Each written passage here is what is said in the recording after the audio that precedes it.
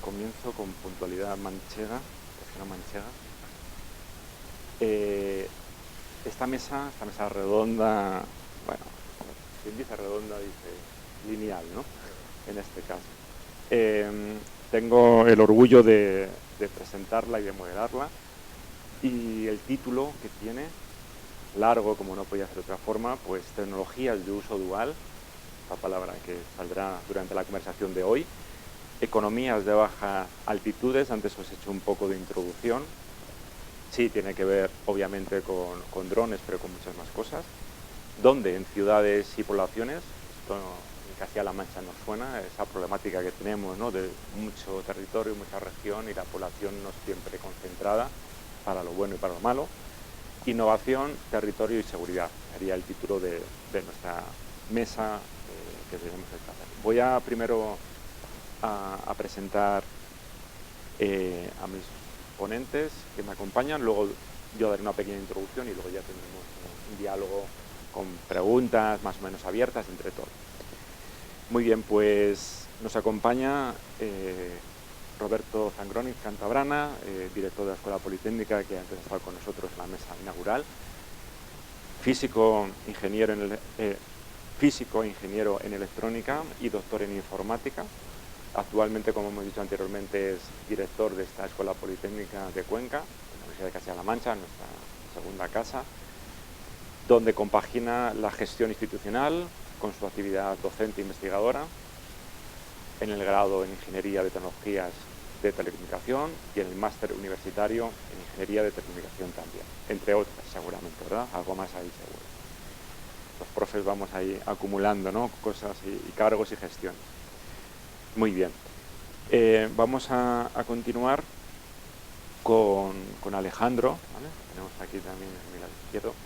Es ingeniero de telecomunicaciones, es antiguo alumno, ¿verdad?, de esta misma escuela, y actualmente desempeña el puesto de responsable de desarrollo y PMO en Servinet Sistemas y Comunicación. Lo he dicho bien, ¿verdad? Todo, muy bien. Fabuloso. Pues continuamos con Antonio. Antonio le tengo aquí a mi derecha, Antonio Trujillo Talavera, y es arquitecto técnico e ingeniero de edificación. ¿Os acordáis que antes he hecho también una introducción que vamos a tener otros perfiles en la mesa y que yo creo que al final la propia naturaleza y la tecnología nos lleva a ser interdisciplinares, con especialización pero con esa visión también más completa? Es también estudiante de la Universidad de Castilla-La Mancha, ¿verdad?, y de esta escuela. Experto en tecnologías avanzadas para la gestión y documentación del patrimonio cultural por la UNED. Comparte conmigo y con otros miembros también su vocación por los colegios profesionales, por lo tanto es vocal de la Junta de Gobierno del Colegio Oficial, en este caso de aparejadores, arquitectos técnicos e ingenieros de edificación de Cuenca. Y cuenta con más de 25 años de experiencia por cuenta propia, experto en el uso de nuevas tecnologías, en el ámbito tanto de la edificación, construcción y de sistemas. Muy bien, y tenemos también a Fernando Ruiz Romero, que es el director de preventa de ciberseguridad de Allied Telesis. Luego nos dará él también una visión con las preguntas que vamos a hablar de lo que hace su organización a nivel empresarial, que es muy interesante y que tiene mucho que ver con el ámbito también regional y de empresas en Castilla-La Mancha. Por lo tanto, pues nada, un orgullo tener estos miembros en la mesa y estoy seguro que será muy, muy interesante. En esta mesa, ¿el objetivo cuál era? Pues básicamente acercar, se nos ha ido la presentación, acercar la transformación tecnológica y la economía. Es decir, al final la economía es como un pulso, ¿vale? A veces la economía, a veces a los ingenieros nos quiere pillar muy de lejos, pero al final la economía es un pulso de qué está pasando en la sociedad, ¿no? Si uno, antes comentábamos en el desayuno, pues que a veces para saber cómo está el pulso, incluso a nivel sanitario, de pandemias y demás, pues no hay cosa mejor que ver ¿no? Cómo están cotizando a nivel económico, bursátil, las grandes farmacéuticas, ¿no? Eso te da una visión mucho más realista que a veces la prensa o las noticias que ya van un poco retrasadas. Por lo tanto, economía, ingeniería, al final van de la mano y es un poco la cadena medular que vamos a tratar de establecer. Economía de baja altitud, ¿esto qué significa? Pues significa todo aquel conjunto de actividades, servicios y oportunidades que nos vamos a encontrar, que nos estamos encontrando ya en las ciudades, en los territorios, por debajo de los 1000 metros. Pocas palabras, lo que se nos viene a la cabeza son drones repartiendo ciertos productos, servicios de logística. Yo recientemente he tenido la oportunidad de hacer una estancia de proyectos de investigación en varias ciudades de China, en Shenzhen, en Guangzhou, y allí es algo habitual.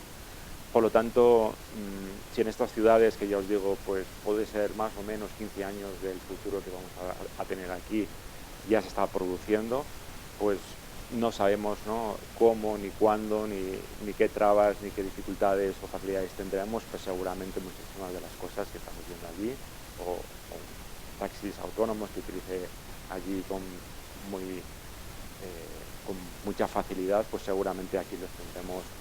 De hecho, a final de año en España ya varias ciudades tendrán también vehículos autónomos en el servicio de taxi o de servicio de desplazamiento en ciudades. Vale, vamos a hablar obviamente de UAV, de vehículos aéreos no tripulados, que es el acrónimo en inglés. Vamos a hablar de edificaciones, de servicios, de ciudades que se adaptan y también de acercar, como no, ciertos servicios a la población más distribuida, como puede ser en Castilla-La Mancha. Vamos a hablar obviamente de transporte ligero, apoyo a emergencias, servicios de drones que son capaces de detectar la gravedad o la criticidad en un incendio, porque se despliegan, porque están conectados gracias a telecomunicaciones como 5 y 6G y permiten con cámaras térmicas detectar todas estas características de, por ejemplo, una incidencia climática o un incendio. Todo lo que tenga que ver con infraestructuras críticas también ante desastres naturales o desastres de otra índole, agricultura de precisión, vigilancia, infraestructuras. Bien, de todo esto y mucho más, pues serán temas que van a salir en la mesa que tenemos a continuación. Pues sin más introducción, yo creo que vamos a comenzar con las primeras. Vamos a hacer primero algunas preguntas un poco más temáticas a cada uno de los ponentes de la mesa y luego ya pues daremos lugar a preguntas más transversales. No obstante, sentiros libres de poder intervenir, porque yo creo que es lo más rico cuando veáis que hay algún tema, ¿no?, que os toque directa o indirectamente, pues sentiros libres. Muy bien, pues vamos a empezar con una pregunta para Roberto, ¿vale?, y es desde la investigación académica. Roberto, no podía ser de otra forma. La pregunta es, ¿cómo se está viendo la transición de tecnologías desarrolladas en laboratorio, por decirlo así, como por ejemplo procesado avanzado de señales, hacia las aplicaciones más reales en sistemas de vuelo no tripulado, ¿no?, lo que hemos comentado anteriormente? Y la pregunta derivada sería si hay un gap importante entre universidad y la industria en este ámbito en concreto.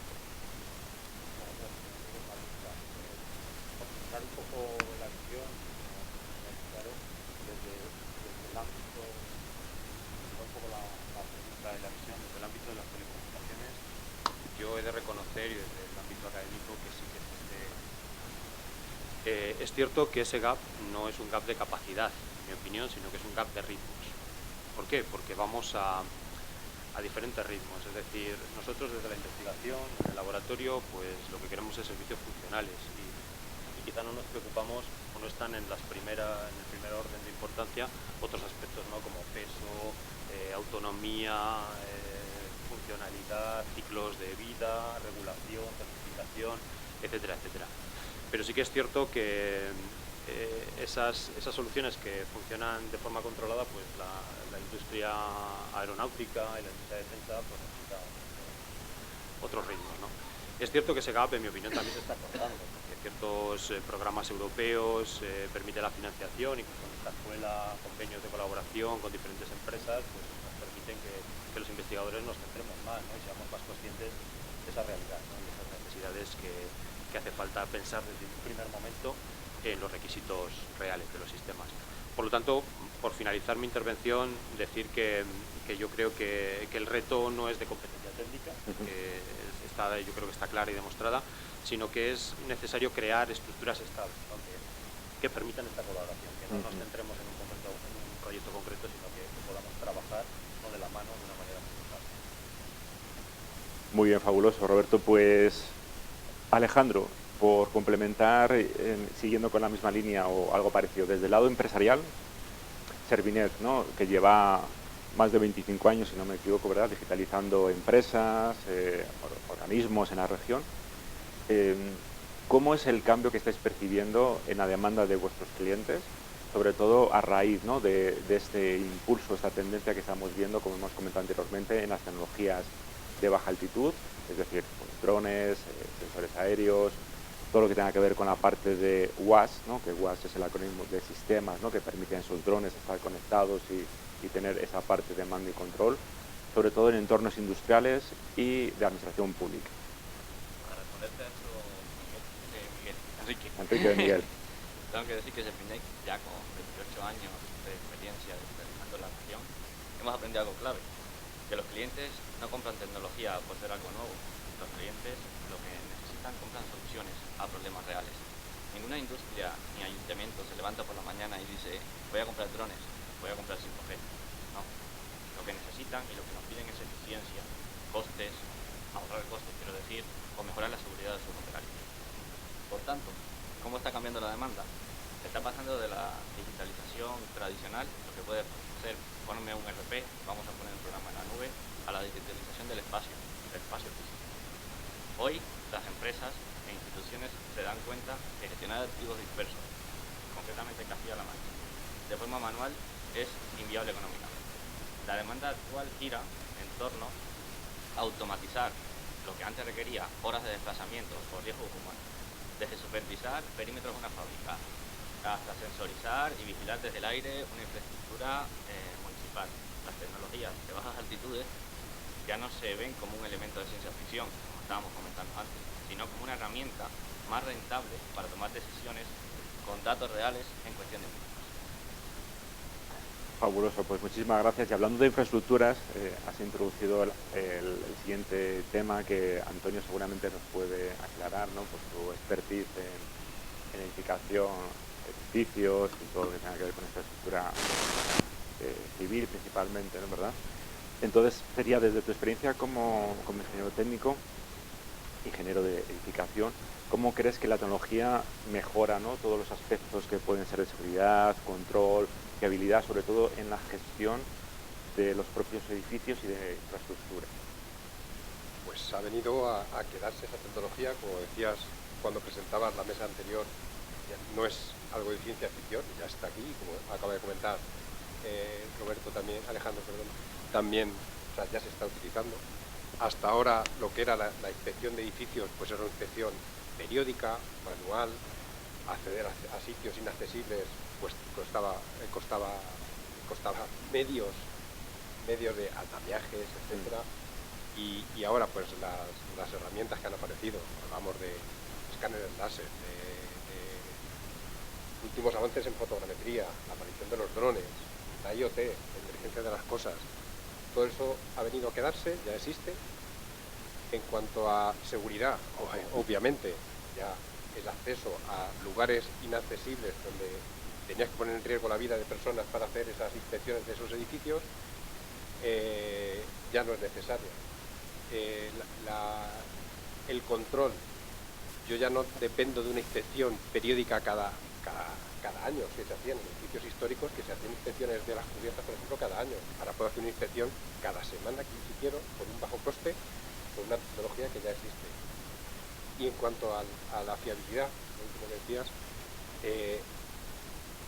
datos que antes tomaba manualmente, ahora ya con la capacidad que tienen los drones de multisensores, cámaras, ya no solamente la cámara fotográfica, sino infrarrojos, cámara térmica, cualquier tipo de información podemos obtener, o sea, eso ya es realidad, ya se hacen inspecciones simplemente con drones dotados de multicámara, donde gracias a esa toma de datos y la aparición, igual que ha venido para quedarse, la inteligencia artificial, ese proceso de los datos ya nos permite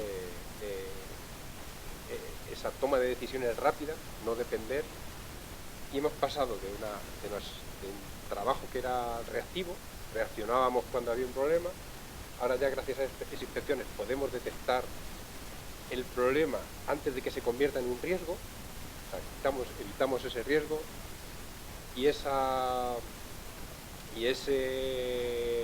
lo que decía, esa toma de decisiones es más rápida, y hemos pasado de ese control reactivo de las edificaciones, cualquier elemento que queramos controlar, pasamos a un control predictivo. O sea, predictivo, y se trata de eso, de anticiparnos a los problemas. O sea, toda esta tecnología que suena, que ahora mismo, como decías, está sonando a ciencia ficción, no, eso ya es realidad, eso ya se está haciendo, ya se está aplicando en un montón de Muchísimas gracias, Antonio. De hecho, yo por complementar y desde mi ámbito también académico y de investigación, hay muchísimos proyectos en los que estamos nosotros aportando nuestro conocimiento, sobre todo es por el tema de drones. Uno de los problemas que tiene, como bien sabemos todos, es la parte de autonomía, es decir, el tiempo de vuelo, ¿no? Entonces, con modelos de inteligencia artificial puedes hacer, y con géneros digitales, puedes hacer simulaciones para prever las mejores condiciones para que esos sensores puedan aportar información y que el tiempo en vuelo sea mayor, ¿no? Por ejemplo, pues una incidencia ante un incendio y demás, porque si no, los tiempos de recarga, pues al final, aunque estén teledirigidos, ¿no? de una forma centralizada con 5G, pero siempre las baterías es un cuello de botella. De hecho, por ejemplo, en Asia, especialmente en China, lo que hacen son repuestos de baterías, lo tienen robotizado para que el dron directamente vaya, recargue, o sea, cambie la batería y pueda seguir con la operativa que tiene. No hay que irse a China, aquí ya se está utilizando esa tecnología también. Yo participo en varios foros de estas tecnologías, no le gusta nada, y por ejemplo hace poco conocí un caso real en Aqualia, que se dedican a hacer infraestructuras de EADR, de depuradoras, todo el proyecto en español, y para controlar el avance de obras ya tienen el DJI Matrix, ya con módulo RTK en su hangar. Ahora han sido hangares, los han repartido los que están colocando en España, ya desde la base central, la tenga en Madrid o donde esté, ese dron ya que llega al hangar, cambia la batería y inmediatamente sigue haciendo la inspección. O sea, esa tecnología ya está. Pues muy interesante. Te hemos hablado en tu intervención, Antonio, de datos, ¿no? Y en este caso vamos a dar pie para hablar de datos y la importancia que tiene con Fernando. Entonces, en el caso concreto, pues la pregunta sería infraestructuras de redes, que puede ser para drones o para cualquier otro tipo de agente, ¿qué papel jugaría, ¿no? la infraestructura de una red de datos, como por ejemplo las que Alight y Alesis mantienen, en la conectividad de drones o vehículos aéreos tripulados o de cualquier otro sistema en una ciudad o en poblaciones, como por ejemplo de Castilla-La Mancha? El tema de la infraestructura de redes es curioso. Bueno, yo pertenezco a Alesis y nuestro foco de negocio somos fabricantes de equipos de comunicación. Entonces, cuando hablamos de infraestructuras de redes, es esa parte que muchas veces damos por sentado que va a estar ahí, y más hoy en día, que salimos de casa y ya salimos comunicados, ya salimos conectados. No salimos de casa sin un móvil, por ejemplo. Entonces, damos por hecho que ya tenemos esa comunicación desde primera hora. Bueno, no me voy a alargar mucho con el tema del apagón de hace poco, cuando descubrimos que cuando no está es cuando realmente lo echamos de menos. Entonces, hoy en día damos por sentado que hay una infraestructura que va a estar siempre operativa y a la cual muchas veces no prestamos ni atención. Entonces, además, siguiendo un poco, parafraseando a Alejandro, comentaba antes, nadie se levanta por la mañana, voy a comprar switches, voy a comprar drones, voy a comprar televisiones, ya nadie. Cada uno tiene un foco de negocio, se dedica en el mundo profesional a un montón de actividades y no sale diciendo, hoy mi lista la compra es esta. No, yo tengo necesidades, sobre todo si atendemos al público, si atendemos a clientes, si atendemos a la población, si atendemos a pacientes, y con esas necesidades alguien hay que cubrir. Nosotros como fabricante de infraestructura de red, a ver, tenemos un catálogo de productos X, que es el que tenemos a disposición de nuestros clientes, pero los clientes no llaman y dicen, dame 3 de aquel o 4 de aquel otro. No, tengo una necesidad. Y hoy en día esa necesidad es ubiqua. Nadie se fija, yo siempre lo describo como un iceberg.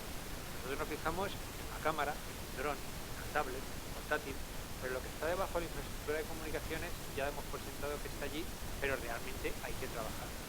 Y cuidarla, sobre todo diseñarla. ¿Por qué? Porque además hoy en día la capacidad que tenemos de generar información es tremenda. Antes hablaba uno de un dron y casi veías a tu niño pequeño salir a un parque, coger un cacharrito que se levantaba 20 metros y volvía. Ahora hablamos de algo totalmente distinto, donde la comunicación es fundamental, es crítica. Y esa comunicación, además, no es una comunicación per se. Nadie manda un dron y manda información. Tiene que llegar a un determinado sitio, tiene que procesarse, tiene que redistribuirse y luego a partir de ahí construimos aplicaciones. Con lo cual la infraestructura de red es esencial. Y es esencial adaptarse a las necesidades de los clientes. Hay que hablar con ellos, hay que entenderles y sobre todo hay que hacerles ver que esto va muy deprisa. Que tú mañana cambias una cámara CCTV, igual que cambias una tele o cambias un dron y tu necesidad de red aumenta. Y es muy fácil cambiar de dron, o es muy fácil cambiar de cámara, pero cambiar de una infraestructura de red no es tan fácil, con lo cual eso exige una dedicación y yo, como parte interesada, siempre estoy muy pendiente de que cuando hablamos con los clientes tenemos que planificar las cosas no a corto plazo. La infraestructura de comunicaciones es a medio y largo plazo y a partir de ahí construir una base sólida para que todos estos servicios puedan. Pues muchísimas gracias, Fernando. Vamos a introducir un término que es el término dual. Seguramente aquellos que estéis obviamente en ámbito de investigación habréis visto que hay muchísimas convocatorias ahora mismo, tanto nacional, europeas, que se habla de uso dual, es decir, un uso de sistemas que nos va a permitir tanto el uso civil como el uso de defensa más intrínseco en su término posible, es decir, con su normativa, ¿no?, que tengan que cumplir esos sistemas de seguridad en la defensa. Por lo tanto, el término dual es el que vamos a hacer una primera intervención, donde me gustaría que en el caso de Roberto, hablando de la Escuela Politécnica, de esta cantera de ingenieros que vamos sacando, ¿no?, año tras año y con mucho orgullo, y de hecho, fijaros, ¿no?, tenemos aquí unos cuantos, ¿no?, que están aportando muchísimo en la mesa de hoy. La pregunta sería cómo se está incorporando la conciencia sobre aplicaciones duales en defensa y seguridad en los planes de estudio, es decir, si los estudiantes ven realmente este potencial de que la tecnología ya no solamente es para un uso u otro, sino que existe esa dualidad.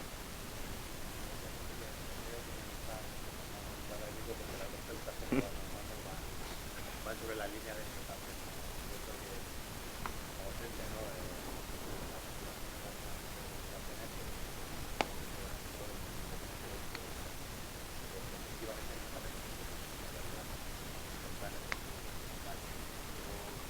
Realmente no sé que no sean necesarias. Yo creo que desde el ámbito académico siempre hemos sido aplicaciones a ver, cierto es que esto hay muestras palpables, ¿no? En marzo de este año es cuando ha habido el sistema, ¿no?, el INSS, interministerial, ¿no?, que ha presentado a presentar resultados duales o proporcionales. Por lo tanto, esa es la situación de la que partimos en 2023. Así que yo creo que nosotros en las situaciones que estamos que al final tiene cabida. Por lo tanto, yo creo que el siguiente paso natural sería hemos poco honesto, ¿no?, y a conocer dentro de los juzgados que hay precisamente esta posibilidad de dualidad. Yo creo que es importante también que la responsabilidad. Totalmente. Por poner el contexto, creo que todos lo conocemos, ¿no? Pues Europa está impulsando esta dualidad, ¿no?, de tanto uso civil como uso de defensa, por motivos que todos podemos intuir, ¿no?, de geopolíticos y de situación entre países. Por lo tanto, esta dualidad no se incorpora tanto a la docencia o se está poniendo la semilla y también en la investigación. Siguiendo con esta dualidad, vamos al mundo de la empresa. Ya sabes a quién le va a tocar. Entonces, la pregunta, Alejandro, ¿tiene sentido que una empresa tecnológica, como vuestro caso, como Servinet, ¿no?, se posicione en proyectos de doble uso, es decir, civil y defensa? Y la pregunta derivada, me permites un 2 por 1, sería ¿qué barreras o qué incentivos se encuentra en el mercado, bueno, pues, de España o de Castilla-La Mancha, si quieres hacerlo un poco más territorial, para poder hacerlo posible?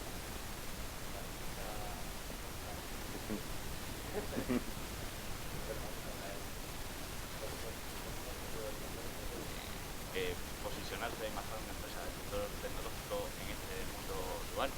Como comentaba, nosotros ahora mismo tenemos incluso proyectos con defensa. Concretamente estamos trabajando con Navantia, que en 3 de sus astilleros principales que tienen en el país, y lo que hemos montado básicamente es un sistema RTLS con ultra wideband, que lo que permitimos es trazar o traquear todos los activos en tiempo real, cómo se van moviendo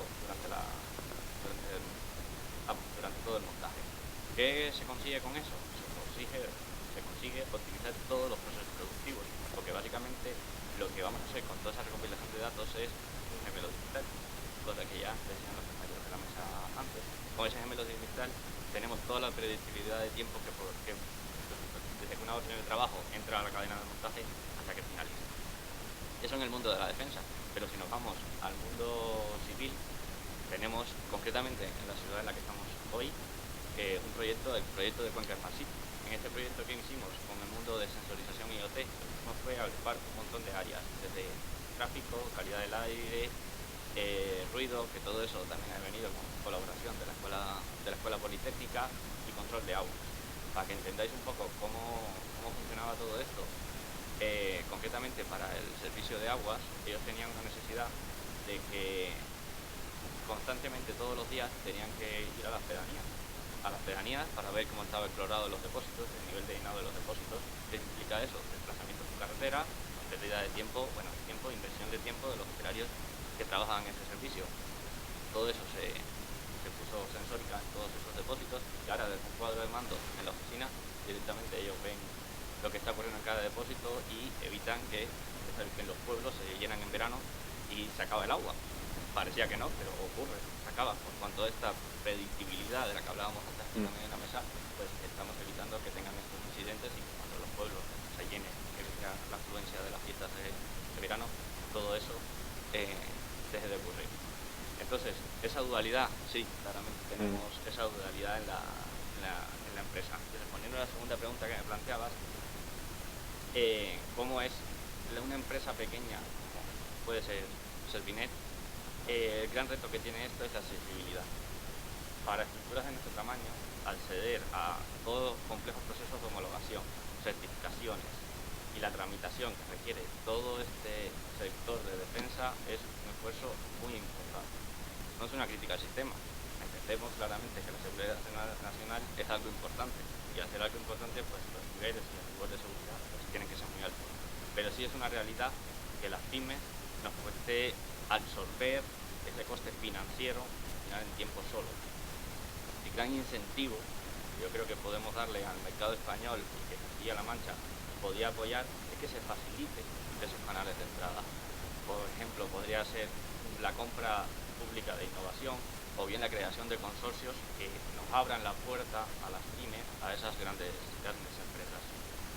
Lógicamente todo esto tiene que tener la colaboración también activa de la universidad, porque todos los procesos de investigación que se realizan aquí son muy útiles para luego, junto con la versatilidad y el desarrollo ágil que podemos tener en las empresas locales, podamos dotar, que no nos quedemos solo en una empresa local puede hacer digitalización, RPs y esas cosas, no. Que podamos aportar en cierta manera algo, o nuestro granito de arena, a la soberanía tecnológica y a la sociedad del país. Tengo que darte la razón, porque efectivamente desde el mundo académico, desde el mundo de investigación, desde los colegios profesionales, también, ¿no?, se ve por un lado esta necesidad imperiosa que ya hemos hablado, que desde especialmente desde Europa, se está impulsando con la defensa, pero luego también, ¿no?, la realidad es la que tú comentas, ¿no?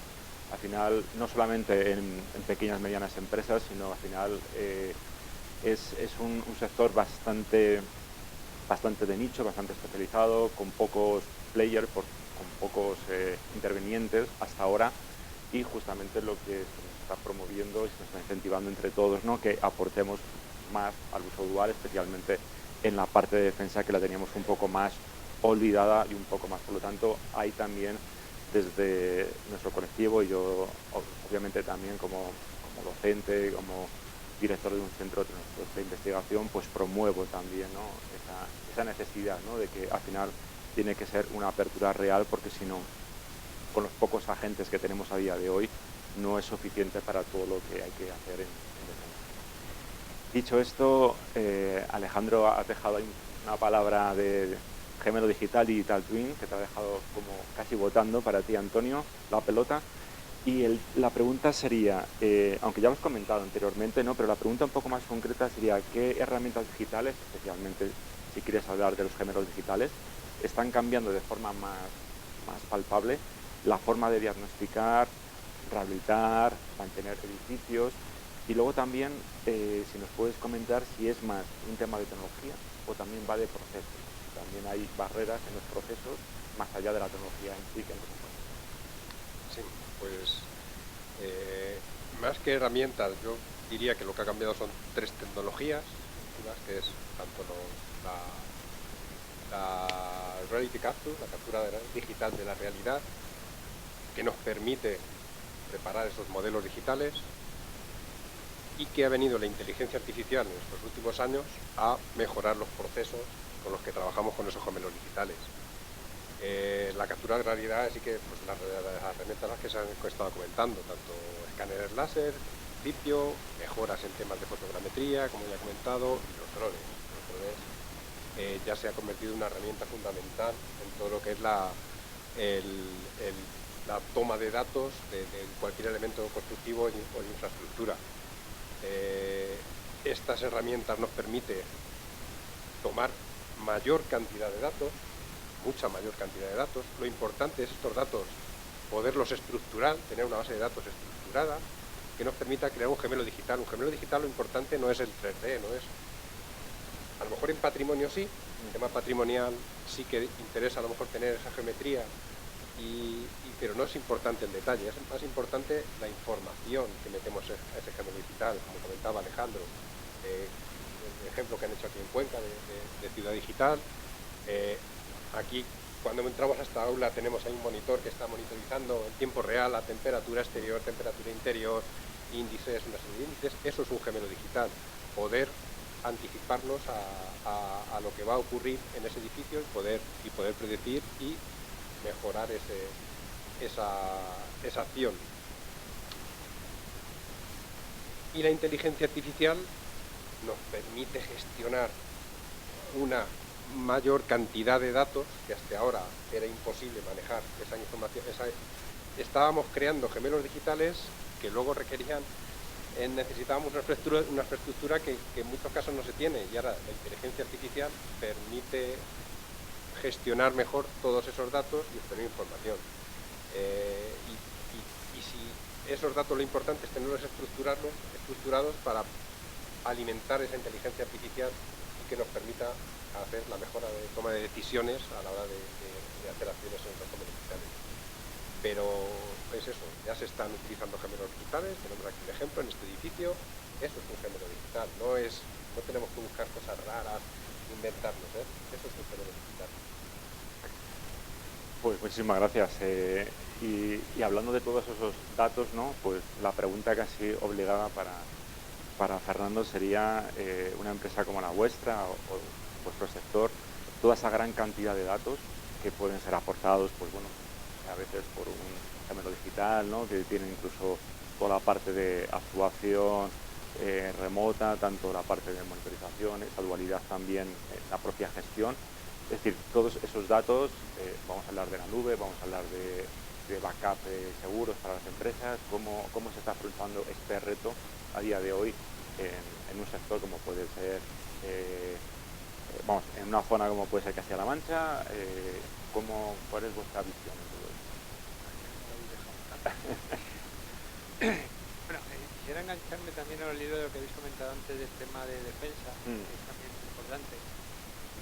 Nosotros como fabricante de equipos de comunicaciones tenemos clientes tanto del mundo de la defensa, de hecho, justo aquí en España uno de los mayores clientes que tenemos es el ejército, tanto de tierra como la armada. Pero tradicionalmente el ejército en la defensa son los que muchas veces hacen avanzar la tecnología muy deprisa. Tiene una parte negativa, evidentemente, todo el mundo de la defensa, porque hay conflictos por todo el planeta que evidentemente tiene una parte muy negativa, pero luego a raíz de ahí las tecnologías van muy deprisa.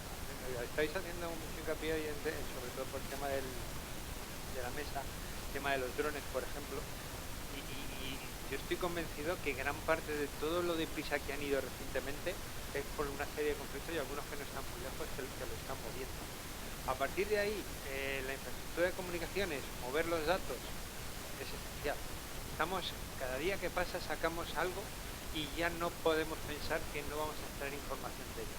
El modelo digital, yo lo comento muchas veces en la presentación, en la que pues, después del café también es un tema que pongo en solfa, es que para que ello realmente funcione tenemos que mover una gran cantidad de información. La información está. La información sale de un sitio y la llevamos y hay que procesarla. Hay que llevarla en tiempo y forma. Como dicen los chavales, lo quiero y lo quiero ya. Sin esa información en tiempo real, los modelos digitales no son eficientes. Queremos saber, más en un entorno, y aquí hablamos sobre todo, en concreto en Castilla-La Mancha, entornos dispersos, despoblados. Uno de los sueños que puede tener cualquier persona que se dedique a un mundo donde necesite información es tenerla en tiempo real. Desde saber si está lloviendo en un determinado sitio, si hay una obra en cualquier otro lado, si está un atasco, por ejemplo, la temperatura, ejemplos muy cotidianos. Nos estamos acostumbrados, ya uno mira en el móvil toda esta información, no le vale. Es más, antes te fías del móvil que de ver que está lloviendo por la ventana. Estamos llegando al aspecto. Entonces esa capacidad de mover esa información, llevarla a su destino. Nosotros en el mundo nuestro es el de la de la infraestructura. Tenemos que llevar la comunicación al otro extremo en tiempo y forma, asegurarla, porque luego vendrán otras capas, otros servicios, y normalmente pegados a la inteligencia artificial, que se encargarán de darle esa utilidad. Pero si esa información no llega, evidentemente, ahí tenemos el apagón. Muy bien, pues es casi obligado que la última pregunta de esta primera fase tenemos que hablar del NIS 2. Vamos a hablar de directiva europea, que como sabéis es una directiva que lo que hace es reforzar la ciberseguridad en un número de sectores, ¿no?, mayores a los que teníamos, sobre todo pues para proteger redes, sistemas, y pone mucho foco en toda la gestión del riesgo, en toda la notificación de incidentes y sobre todo las responsabilidades que tienen las personas que dirigen las propias empresas. Entonces, esta directiva europea, NIS 2, en Castilla-La Mancha tiene también una importancia vital porque afecta a todos, la administración, empresas tractoras, pymes de cualquier sector y cualquier empresa que se quiera digitalizar. Entonces, vamos a centrar alguna pregunta sobre NIS 2 y cuál podría ser, ¿no?, la previsión, ¿no?, que podéis establecer cada uno en vuestro ámbito de competencia. No sé si quieres empezar, Roberto, hablando de algo referente a este tema.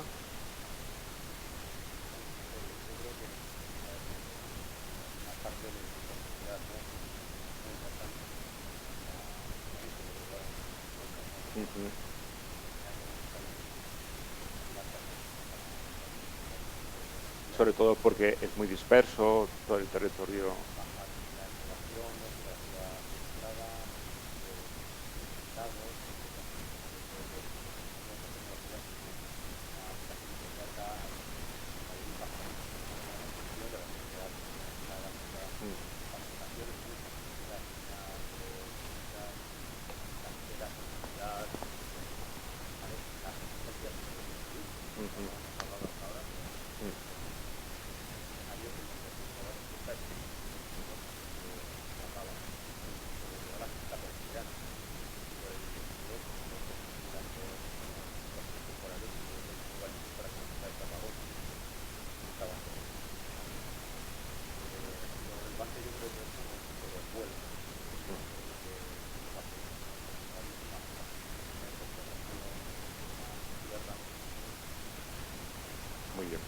Y posiblemente del mundo de empresas, si queréis comentar algo, Fernando, no sé si ya algunas empresas empiezan a tener en el radar, nunca mejor dicho, normativa NIS2, de cómo se tienen que adaptar.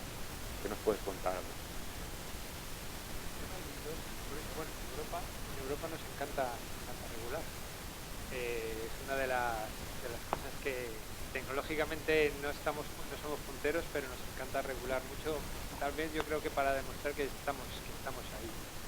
Eso no quiere decir que la regulación no abra los ojos a ciertas cosas, y la directiva NIS2 en concreto abre los ojos a la seguridad, porque amplía el ámbito de la seguridad, y esto es importante. Cuando uno habla de ciberseguridad o de seguridad, piensa en firewalls, como aquel que dice, en antivirus, y si me apura, poco más.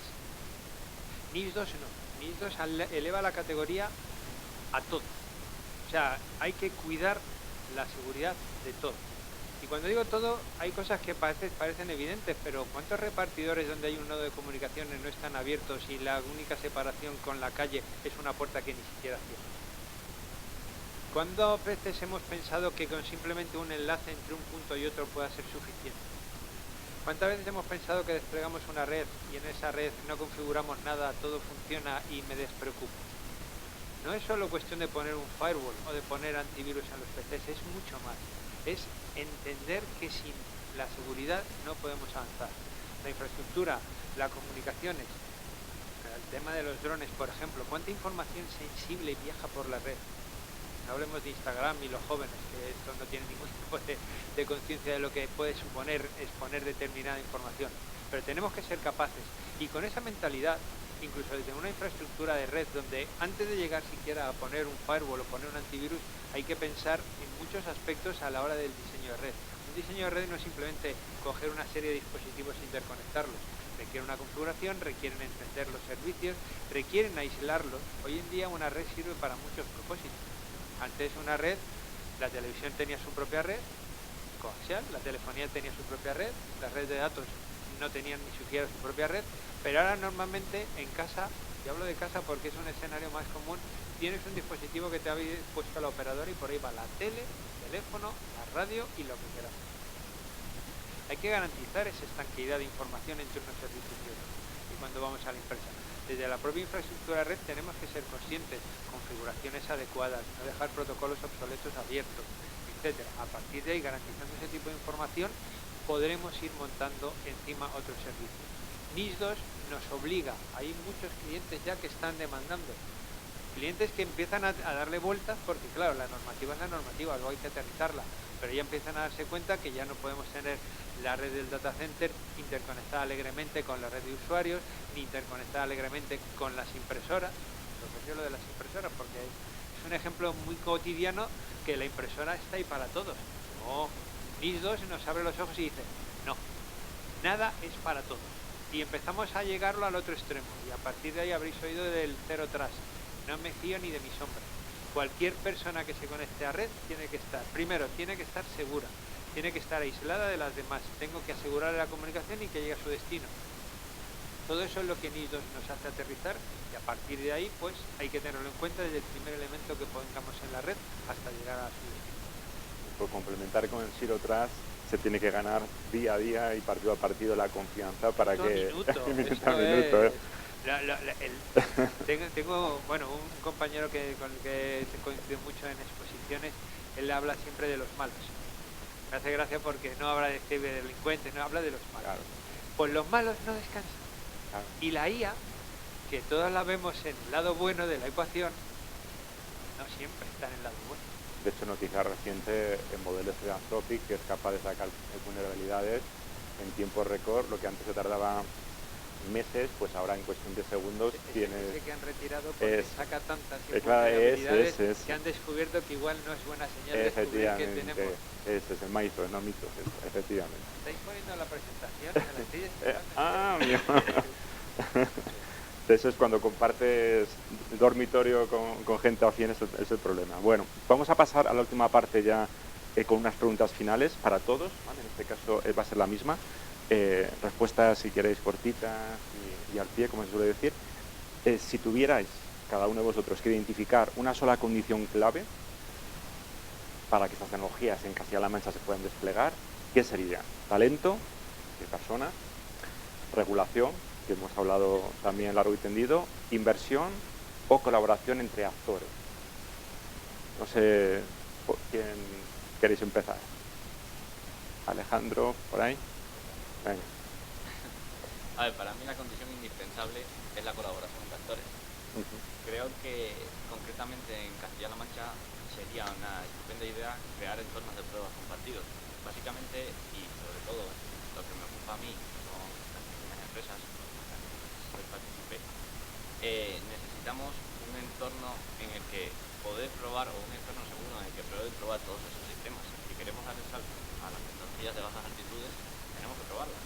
Tenemos que hacer pruebas, tenemos que probar la sensórica, pero claro, los costes que puede suponer crear estas, hablando un poco más técnicos, sandboxes para una pyme, son impracticables.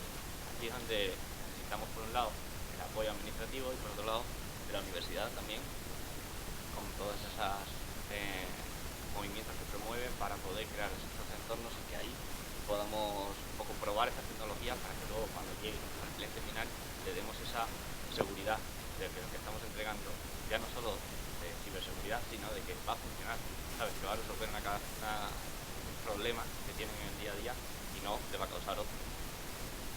Muy bien. Roberto. Pues yo coincido totalmente con Alejandro. O sea que no, esa es no discutir, ¿no? No peleáis. La colaboración me parece a mí que está no como una respuesta puramente diplomática, ¿no? Al final, cada vez existe, nos vamos, la inversión sigue a los buenos proyectos, la regulación llega, más antes y después, pero el problema es que yo creo que tenemos que la empresa se mueva en ciclos de 6 meses, la academia tiene 4 años, los proyectos, la administración ayuda. Yo creo que de alguna manera, y enlazando con lo que he dicho en la primera intervención, que tenemos que ser transparentes. Tenemos que encontrar la forma de crear estructuras que permitan esta colaboración de una manera estable. No se base simplemente en los proyectos que vamos realizando, sino que de alguna manera tengamos nexos que nos permita. No iba a intervenir, pero no me puedo aguantar. Ya sabéis, ¿no? Mi estancia reciente en Asia, con todas las dificultades, problemas o idiosincrasia, ¿no? que podamos ver allí sí tienen visión a largo plazo. Es decir, allí el largo plazo, tanto a nivel político, de gestión, incluso de investigación, existe. Y eso es algo que es una consideración personal, pero yo creo que es admirable también, ¿no? Es decir, que no haya tantos cambios, ¿no? que te permita tener unos proyectos de investigación, unas tendencias, tanto a nivel de empresa como administraciones, universidades, profesionales, ¿no? Porque sabes que hay cosas que no van a cambiar, que se va a trabajar de forma evolutiva, ¿no? Entonces, sí es un tema diferencial, ¿no? Y repito, que obviamente todo tiene sus aristas. Muy bien, pues vamos con Antonio, por favor, a la pregunta. Coincido también. ¿Ah, sí? Bueno, esto lo prometo que no estaba preparado, ¿eh? Es decir... pero porque una vez que hay colaboración y la cosa funciona, lo demás va a venir solo. La financiación, todo esto que funcione va a venir sola. La regulación, cuando vea la administración que una cosa, oye, esto que está funcionando hay que regularlo, va a venir sola. El dinero, cuando una cosa funciona, va a venir sola. Pero lo que falta ahora es esa comunicación entre diferentes actores. Yo, por ejemplo, en mi sector lo que me encuentro que todos los que digamos que hemos arrancado en esto de gemelos digitales, drones, etcétera, vamos con prueba de error. Yo mis primeros trabajos tengo que doblar el trabajo como hago tradicionalmente y dron, para ir comparando, ir fiándome porque no tengo datos, no tengo esa colaboración, no tengo, como decía Alejandro, ese lugar común donde poder trabajar. Y cuesta al principio no tener la fiabilidad que tienes de que lo estoy haciendo bien, no lo estoy haciendo bien, en qué me puedo basar, falta esa colaboración, tener un espacio común donde poder arrancar. Ya te digo, una vez que arranque y funcione, lo demás va a venir solo. Muy bien. Fernando, te lo recuerdo, talento, regulación, inversión o colaboración entre actores. Pues no voy a discrepar. No, yo tuve un jefe que me dijo, ¿qué letra es más importante, la C o la P? Y claro, te quedas pensando y dices, a ver, aquí estamos hablando siempre de actitud y aptitud. Entonces, la aptitud se puede conseguir, más o menos, pero aquí la clave es la actitud.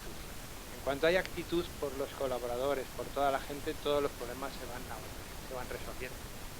Al final es esencial. Lo otro no dejan de ser herramientas al servicio de ideas, cada uno sabe lo que necesita, hay que ponerlo en marcha, etc. Y al hilo de lo que comentabas también del cortoplacismo, es curioso, el otro día, fue ayer o antes de ayer, en la radio y por ejemplo, en nuestro país éramos muy esclavos del cortoplacismo. Nos hemos metido en ciclos de 4 años o menos y estamos pensando, yo sobre todo lo veo porque mi mundo donde yo trabajo en la infraestructura de red nadie la cambia con 4 años. Hay que pensar a mucho a largo plazo.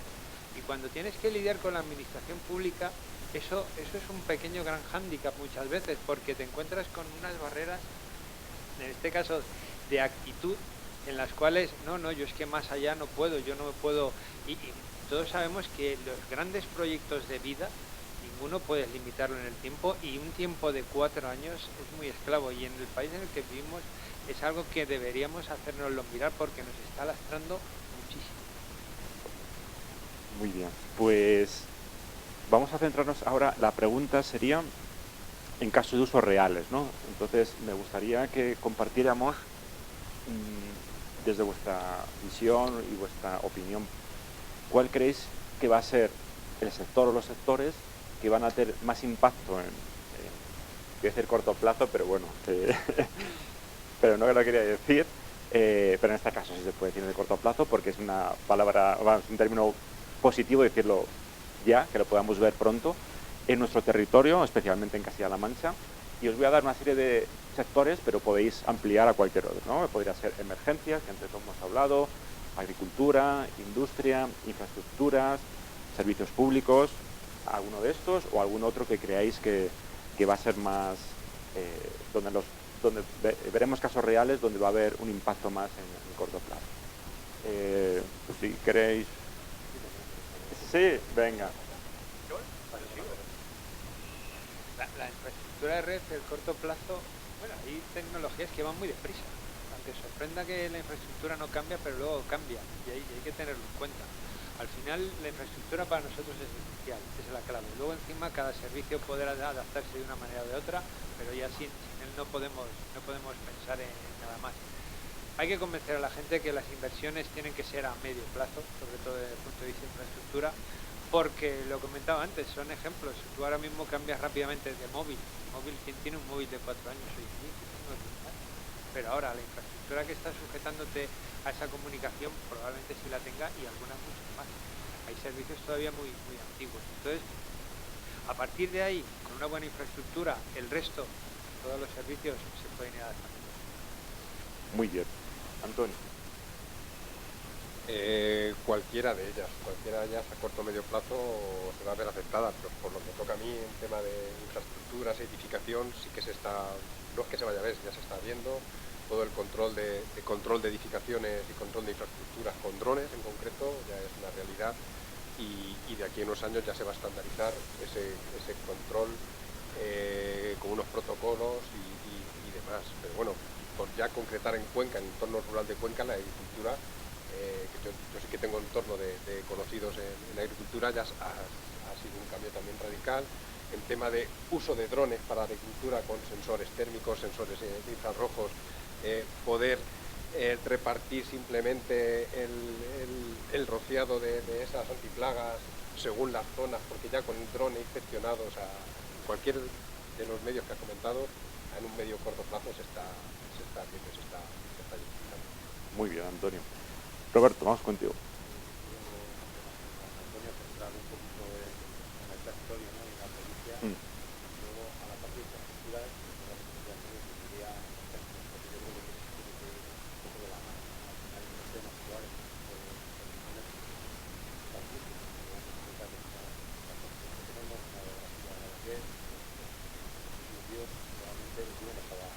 estaba preparado porque el que la arquitectura de productos sociales de forma garantizada, pero bueno, es cierto que no necesitamos artistas igual hay que trabajar para que la cosa más razonable en cuanto a tamaño de las instituciones y por eso el primer que se marca es ahí un modelo de negocio que va a ser razonable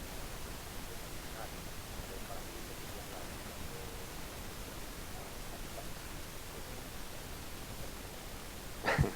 Muy bien. Y vamos contigo, Alejandro.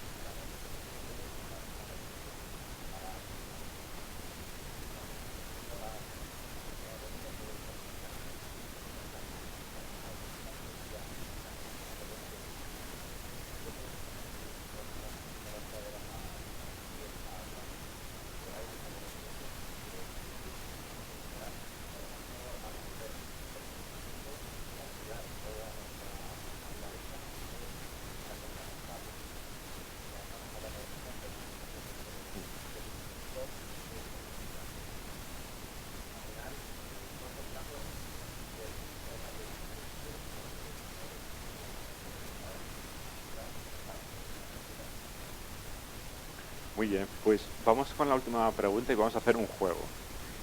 Vamos a intentar, a ver si es posible, habéis visto que tenemos aquí unos ponentes en la mesa que son súper top, ¿no? Entonces, a ver si la respuesta la podéis sintetizar en idealmente en una palabra, máximo una frase, ¿vale? Un término. Y la pregunta tiene que ver con el equilibrio entre toda esta innovación tecnológica y la confianza que se puede dar a los ciudadanos, a las personas, ¿no? que no son tan afines a la tecnología. Entonces, ¿cómo se podría, o cómo podríamos, cada uno desde nuestra perspectiva, aunar, ¿no? esa innovación tecnológica que estamos aquí tratando en la mesa, largo y tendido, con la confianza a una persona, la confianza ciudadana o la aceptación social, ¿no? ¿Qué término, qué palabra o qué concepto creéis que es más relevante para aunar, ¿no? esas dos técnicas? Pues venga, Roberto lo tiene ya. Tiene claro, ¿no? Pero en una frase me dejas matizarlo un poco. Pero yo creo que la frase donde yo resumiría mi intervención es que la tecnología debe ir acompañada de libertad. Me explico. Al final, yo creo que debemos intentar evitar, ¿no? el hecho de que si una tecnología funciona, la población ya la va a asumir y tampoco por otro lado tenemos que evitar prohibirla, ¿no? porque nos causa.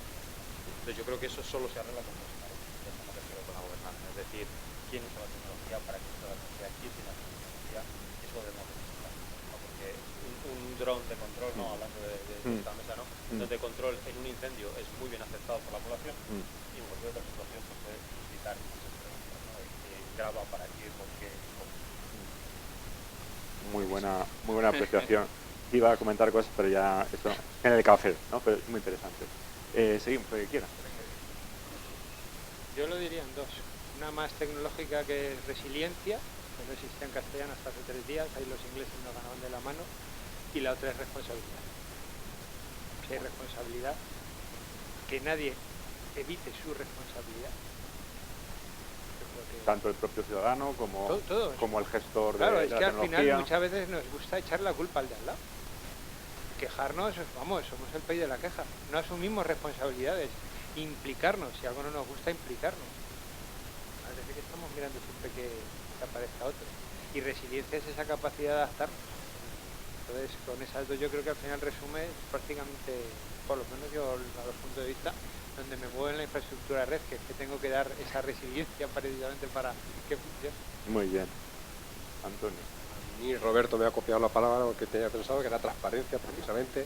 Por eso, bueno, desde mi ámbito de edificación, el hecho de que un dron con una cámara sobrevuele tu terraza donde estás, pues hay que tener esa transparencia, explicar bien a la gente, oye, que este es un trabajo profesional que va dirigido a, pues en este caso, a realizar un edificio, inspeccionar lo que sea, una cubierta, que esos datos, por eso tienes que ahora viene una nueva normativa de drones, precisamente va a ser más estricta, pero a los profesionales nos va a beneficiar en ese sentido, que va muy bien regulado cómo trabajamos con esa información que tomamos, y la ciudadanía tiene que entender, hay que ser muy transparente, explicar bien que esta tecnología que vuela sobre su casa, pues que no tiene ninguna mala intención y que es para un beneficio de la sociedad. Muy bien. ¿Y Alejandro? Hilando con eso mismo, yo lo puedo resumir en que tenga una utilidad real, que veamos que es algo que se pueda usar y sobre todo que garantice la seguridad, un poco lo que estás diciendo. Y esto de la seguridad, hilando con la presentación que hemos tenido antes de Lola, creo que tiene que ser desde el principio, desde el minuto en el que se va a desarrollar software o hardware, tiene que estar intrínseca a la seguridad y no dejarla para el final, porque luego solo son parches. Muy bien. Y si me permitís a mí también aportar, pues ya que estamos aquí en este entorno no podía faltar la palabra formación, concienciación, educación, ¿no? En el sentido amplio de la palabra, yo creo que es fundamental. También se comentaba anteriormente en la presentación que ha hecho Lola de la importancia que tiene toda esa concienciación en la sociedad, y al final pues aúna un poco todo, ¿no? Esa responsabilidad tiene que ser compartida, tenemos que ser todos conscientes y también formados e informados, ¿no? Muy bien, pues también hemos terminado con puntualidad castellano-manchega, ¿no? Sí, ¿no? Muy bien. Pues nada, daros las gracias a los asistentes a esta mesa. Espero que os haya interesado las intervenciones de estos 4 magníficos ponentes que me han acompañado. Ahora, si les queréis seguir preguntando o interactuando con ellos, que es el objetivo, pues ahora tenemos un descanso donde vamos a ir a tomar algo. No sé exactamente el sitio, aquí en la cafetería, y a mano derecha es según salimos, ¿vale? Lo tenemos ahí montado, y luego pues volvemos según el horario previsto, ¿no? Creo que es aproximadamente media hora, ¿no? Lo que tenemos. Pues nada más, gracias por vuestra atención y nos vemos a la vuelta.